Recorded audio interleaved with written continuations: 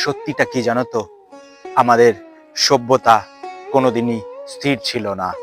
আমাদের সভ্যতা ছিল এই সারা বিশ্বের সভ্যতার আদিশক্তি, যেখান থেকে বেরিয়েছিল জ্ঞান, গণিত, চিকিৎসা, দর্শন এবং সর্বোপরি মানবিকতার সর্ববৃহত্তম বার্তা বা দর্শন। সেই সভ্যতার অংশীদার আমরা, সেই সভ্যতার উত্তরাধিকার আমরা।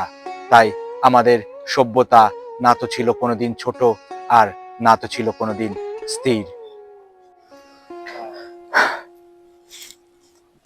আর আজ যখন আমি দেখি ভারতের মানুষের ভারতের প্রতি যে উদাসীনতা এবং তাদের যে ভারতের প্রতি ভুল ধারণা, যে ভারত পিছিয়ে গেছে, এই ধারণাগুলি বা এই কথাগুলি আমার মনের মধ্যে, আমার বুকের ভেতরে ছুরির মতন বিঁধে যায়।